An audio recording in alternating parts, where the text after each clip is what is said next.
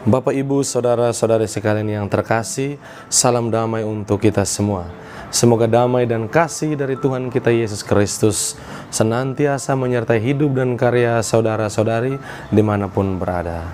Hari ini kita memasuki hari Minggu biasa yang keempat, dan oleh karena itu marilah kita bersama-sama mendengarkan dan merenungkan bacaan Injil yang akan diperdengarkan kepada kita hari ini. Bacaan Injil hari ini diambil dari Injil Lukas yang mengisahkan bahwa Yesus kembali ke kampung halamannya, dan di sana di dalam rumah Tuhan, di dalam sinagoga, ia mewartakan Euangelion. Dia mewartakan kabar sukacita kepada sesama. Dan apakah itu kabar sukacita? Kabar keselamatan, pembebasan, dan pemberian rahmat demi rahmat kepada seluruh insan yang mencari Allah, dan pembebasan dan penyembuhan kepada mereka yang luka dan sakit, yang terbelenggu dosa dalam pesiaran hidupnya. Namun saudara-saudari sekalian yang terkasih, ada yang bertanya, siapakah anak ini? Bukankah dia anak dari Yusuf si tukang kayu? Orang yang senantiasa hidup bersama dengan kita, yang dekat dengan kita. Mereka yang tahu sebagian besar cerita hidup kita, seringkali melihat kita dengan sebelah mata. Mereka mengatakan kita biasa-biasa saja, atau bahkan kita berada di bawah kaki mereka. Dan oleh karena itu, apa yang dialami Yesus hari ini, itu juga apa yang menjadi pengalaman hidup kita selama ini. Seringkali kita berpikir dan seringkali kita mengalami kepedihan dalam hidup. Dan tak jarang pula orang yang dekat dengan kita, atau orang yang kita cintai, atau orang yang menyatakan bahwa aku mencintaimu, adalah orang yang pada saat yang sama melukai kita dengan luka yang begitu dalam. Mereka yang tahu cerita kita, dan mereka akan menghunuskan pisau kepedihan begitu dalam, dan bahkan mengkhianati kita.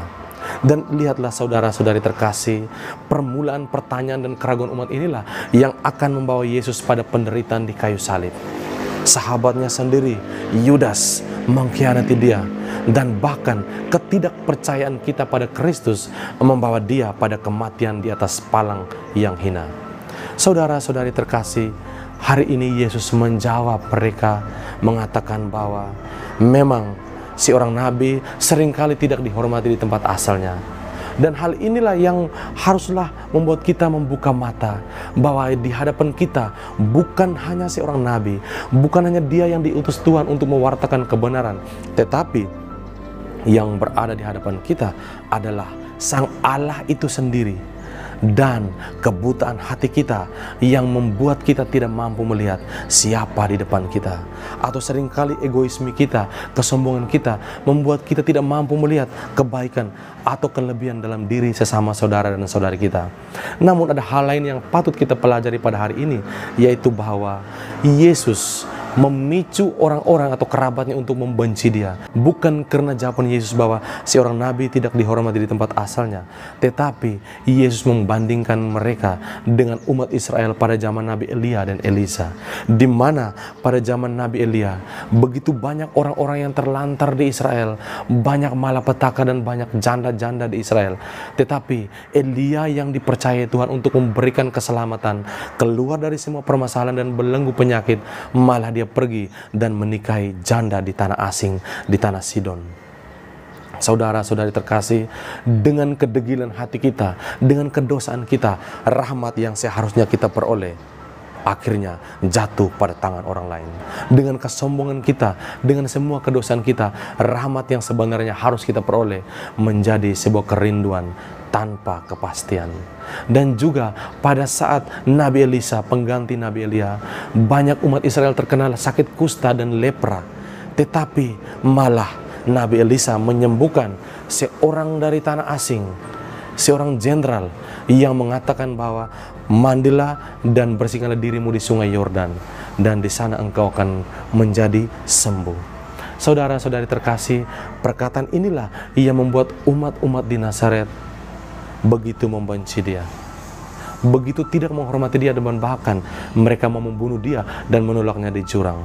Tetapi saudara-saudari terkasih, Yesus mau mengingatkan kepada kita, ketika kita mau mewartakan kebenaran, akan selalu ada tantangan. Ketika engkau mau berdiri atas nama Kristus dan mewartakan kebenaran, akan ada tantangan yang begitu berat, bahkan nyawa kita sendiri. Tetapi ingat saudara-saudari terkasih, kebutaan mata kita lah yang buat Kristus mati. Dan oleh karena itu pada hari Minggu biasa ini, mari kita buka mata dan hati kita untuk mengimani dan percaya bahwa Kristus adalah Tuhan dan Dialah Raja yang berkuasa atas mati dan hidup kita. Mari kita percaya dan beriman kepadanya, dan membaktikan iman kita itu kepada cinta kita kepada sesama, dan juga kepada gereja, dan juga kepada bangsa dan negara kita. Semoga Tuhan memberkati kita semua.